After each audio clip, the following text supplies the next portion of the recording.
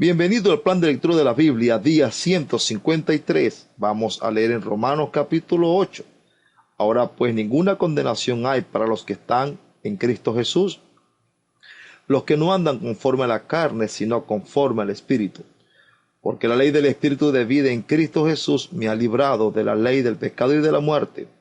Porque lo que era imposible para la ley, por cuanto era débil por la carne, Dios, enviando a su Hijo en semejanza de carne de pecado y a causa del pecado, condenó al pecado en la carne, para que la justicia de la ley se cumpliese en nosotros, que no andamos conforme a la carne, sino conforme al Espíritu. Porque los que son de la carne piensan en las cosas de la carne, pero los que son del Espíritu en las cosas del Espíritu. Porque el ocuparse de la carne es muerte, pero el ocuparse del Espíritu es vida y paz. Por cuanto los designios de la carne son enemistad contra Dios, porque no se sujetan a la ley de Dios, ni tampoco pueden. Y los que viven según la carne no pueden agradar a Dios. A vosotros no vivís según la carne, sino según el Espíritu, si es que el Espíritu de Dios mora en vosotros. Y si alguno no tiene el Espíritu de Cristo, no es de él. Pero si Cristo está en vosotros, el cuerpo en verdad está muerto a causa del pecado, mas el Espíritu vive a causa de la justicia. Y si el Espíritu de aquel que levantó de los muertos a Jesús mora en vosotros, el que levantó de los muertos a Cristo Jesús vivificará también vuestros cuerpos mortales por su Espíritu que mora en vosotros. Así que, hermanos, deudores somos, no a la carne, para que vivamos conforme a la carne. Porque si vivís conforme a la carne, moriréis. Mas si por el Espíritu hacéis morir las obras de la carne, viviréis. Porque todos los que son guiados por el Espíritu de Dios, estos son hijos de Dios. Pues no habéis recibido el espíritu de esclavitud para estar otra vez en temor, sino que habéis recibido el espíritu de adopción por el cual clamamos, Abba, Padre. El Espíritu mismo da testimonio a nuestro espíritu de que somos hijos de Dios. Y si hijos, también herederos, herederos de Dios y coherederos con Cristo, si es que padecemos juntamente con Él, para que juntamente con Él seamos glorificados. Pues tengo por cierto que las aflicciones del tiempo presente no son comparables con la gloria venidera que en nosotros ha de manifestarse, porque el anhelo ardiente de la creación es el aguardar la manifestación de los hijos de Dios, porque la creación fue sujetada a vanidad, no por su propia voluntad, sino por causa del que la sujetó en esperanza, porque también la creación misma será libertada de la esclavitud de corrupción a la libertad gloriosa de los hijos de Dios, porque sabemos que toda la creación gime a una, y a una está con dolores de parto hasta ahora. Y no solo ella, sino que también nosotros mismos que tenemos las primicias del Espíritu, nosotros también gemimos dentro de nosotros mismos, esperando la adopción, la redención de nuestro cuerpo, porque en esperanza fuimos salvos, pero la esperanza que se ve no es esperanza, porque lo que alguno ve hay que esperarlo, pero si esperamos lo que no vemos, con paciencia lo aguardamos. Y de igual manera el Espíritu nos ayuda en nuestra debilidad, pues que hemos de pedir como conviene, no lo sabemos, pero el Espíritu mismo intercede por nosotros con gemidos indecibles. Mas el que escudriña los corazones sabe cuál es la intención del Espíritu, porque conforme a la voluntad de Dios intercede por los santos. Y sabemos que a los que aman a Dios, todas las cosas les ayudan a bien. Esto es, a los que conforme a su propósito son llamados. Porque a los que antes conoció también los predestinó para que fuesen hechos conformes a la imagen de su Hijo, para que Él sea el primogénito entre muchos hermanos. Y a los que predestinó a estos también llamó, y a los que llamó a estos también justificó, y a los que justificó a estos también glorificó. ¿Qué pues diremos a esto? Si Dios es por nosotros, ¿quién contra nosotros? El que no escatimó a su propio Hijo, sino que lo entregó por todos nosotros, ¿cómo no nos dará también con Él todas las cosas? ¿Quién acusará a los escogidos de Dios? Dios es el que justifica. ¿Quién es el que condenará? Cristo es el que murió, más aún el que también resucitó, el que además está a la diestra de Dios, el que también intercede por nosotros. ¿Quién nos separará del amor de Cristo? Tribulación o angustia, o persecución, o hambre, o desnudez, o peligro, o espada. Como está escrito, por causa de ti somos muertos todo el tiempo, somos contados como ovejas de matadero. Antes, en todas estas cosas, somos más que vencedores por medio de aquel que nos amó. Por lo cual estoy seguro de que ni la muerte, ni la vida, ni ángeles, ni principados, ni potestades, ni lo presente, ni lo porvenir, ni lo alto, ni lo profundo, ni ninguna otra cosa creada, nos podrá separar del amor de Dios, que es en Cristo Jesús, Señor nuestro. Continuamos leyendo en el libro de Primera de Samuel, capítulo 17, del verso 1 al 54. Los filisteos juntaron sus ejércitos para la guerra y se congregaron en Soco, que es de Judá, y acamparon entre Soco y Azeca en Efes Damín. También Saúl y los hombres de Israel se juntaron y acamparon en el valle de Ela, y se pusieron en orden de batalla contra los filisteos. Y los filisteos estaban sobre un monte a un lado, e Israel estaba sobre otro monte al otro lado, y el valle entre ellos. Salió entonces del campamento de los filisteos un paladín, el cual se llamaba Goliat de Gat, y tenía de altura 6 codos y 1 palmo, y traía un casco de bronce en su cabeza, y llevaba una cota de malla, y era el peso de la cota 5000 siclos de bronce. Sobre sus piernas traía grebas de bronce, y jabalinas de bronce entre sus hombros. El asta de su lanza era como un rodillo de telar, y tenía el hierro de su lanza 600 siclos de hierro, e los escuderos delante de él. Se paró y dio voces a los escuadrones de Israel, diciéndoles: ¿para qué os habéis puesto en orden de batalla? ¿No soy yo el filisteo, y vosotros los siervos de Saúl? Escoged entre vosotros un hombre que venga contra mí. Si él pudiere pelear conmigo y me venciere, nosotros seremos vuestros siervos. Y si yo pudiere más que él y lo venciere, vosotros seréis nuestros siervos y nos serviréis. Y añadió el filisteo: hoy yo he desafiado al campamento de Israel, dadme un hombre que pelee conmigo. Oyendo Saúl y todo Israel estas palabras del filisteo, se turbaron y tuvieron gran miedo. Y David era hijo de aquel hombre efrateo de Belén de Judá, cuyo nombre era Isaí, el cual tenía 8 hijos. Y en el tiempo de Saúl, este hombre era viejo y de gran edad entre los hombres. Y los 3 hijos mayores de Isaí habían ido para seguir a Saúl a la guerra, y los nombres de sus 3 hijos que habían ido a la guerra eran Eliab el primogénito, el segundo Abinadab y el tercero Sama.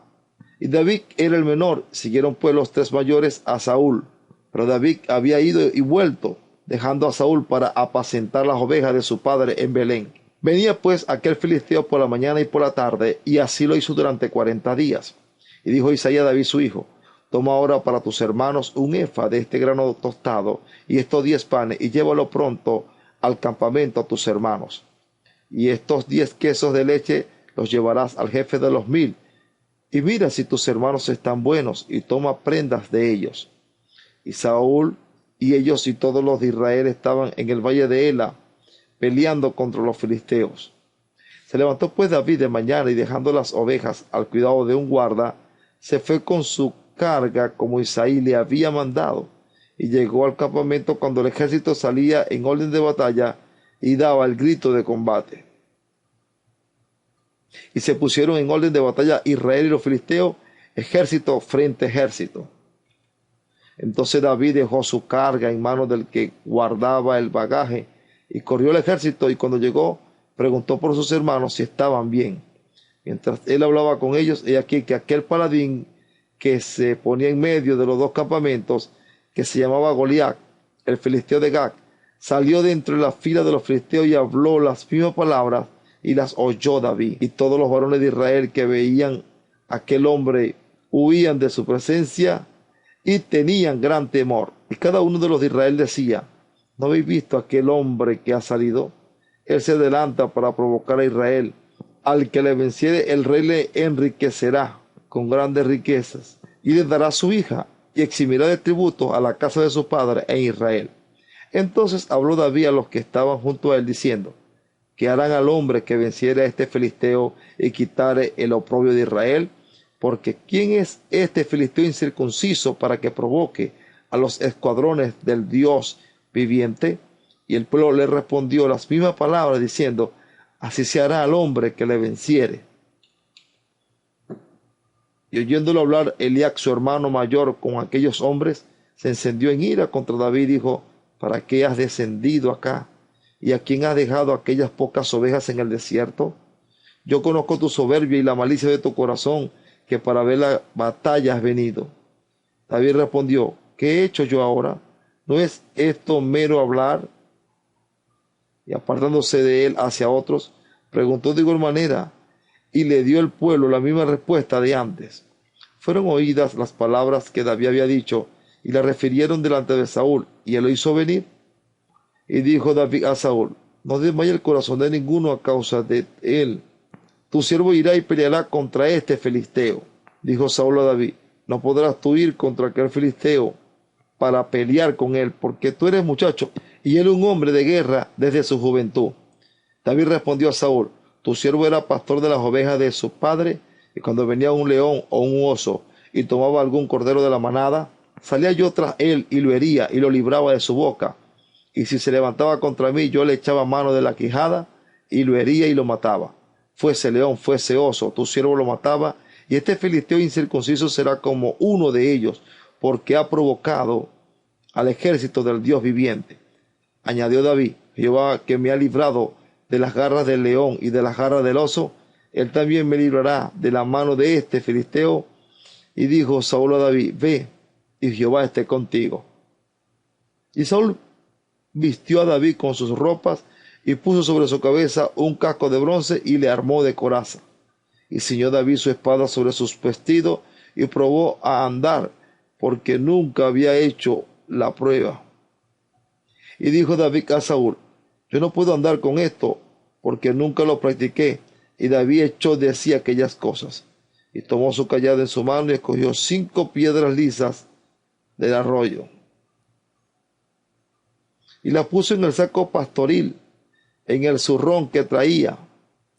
Y tomó su honda en su mano, y se fue hacia el filisteo. El filisteo venía andando y acercándose a David, y su escudero delante de él. Cuando el filisteo miró y vio a David, le tuvo en poco, porque era muchacho y rubio y de hermoso parecer. Y dijo el filisteo a David: ¿soy yo perro para que vengas a mí con palos? Y maldijo a David por sus dioses. Dijo luego el filisteo a David: ven a mí, y daré tu carne a las aves del cielo y a las bestias del campo. Entonces dijo David al filisteo: tú vienes a mí con espada y lanza y jabalina, mas yo vengo a ti en el nombre de Jehová de los ejércitos, el Dios de los escuadrones de Israel, a quien tú has provocado. Jehová te entregará hoy en mi mano, y yo te venceré, y te cortaré la cabeza, y daré hoy los cuerpos de los filisteos a las aves del cielo y a las bestias de la tierra, y toda la tierra sabrá que hay Dios en Israel. Y sabrá toda esta congregación que Jehová nos salva con espada y con lanza, porque de Jehová es la batalla, y él los entregará en nuestras manos. Y aconteció que cuando el filisteo se levantó y echó a andar para ir al encuentro de David, David se dio prisa y corrió la línea de batalla contra el filisteo. Y metido David su mano en la bolsa, tomó de allí una piedra y la tiró con una honda, e hirió el filisteo en la frente, y la piedra quedó clavada en la frente y cayó sobre su rostro en tierra. Así venció David al filisteo con honda y piedra, e hirió al filisteo y lo mató, sin tener David espada en su mano. Entonces corrió David y se puso sobre el filisteo, y tomando la espada de él y sacándola de su vaina, lo acabó de matar y le cortó con ella la cabeza. Y cuando los filisteos vieron a su paladín muerto, huyeron. Levantándose luego los de Israel y los de Judá, gritaron y siguieron a los filisteos hasta llegar al valle y hasta las puertas de Cron.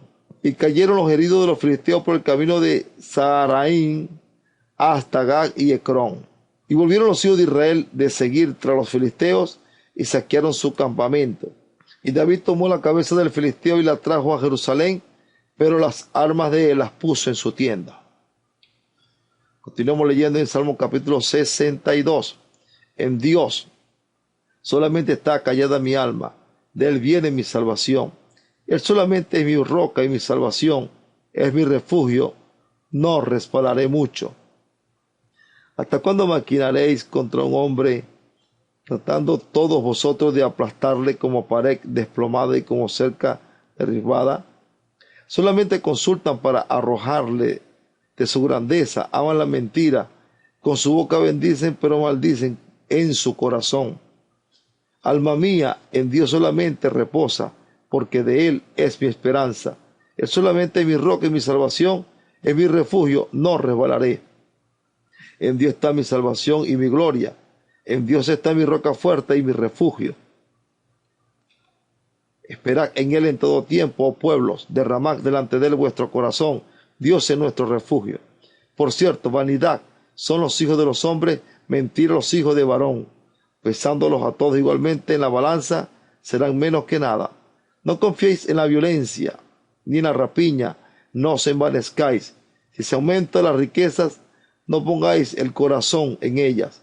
Una vez habló Dios, 2 veces he oído esto, que de Dios es el poder, y tuya, oh Señor, es la misericordia, porque tú pagas a cada uno conforme a su obra. Feliz día y hasta mañana. No te olvides de compartir con otro la lectura de la Biblia y también de suscribirte si todavía no lo has hecho y de activar la campanita de notificación para recibir a diario la lectura de las Sagradas Escrituras.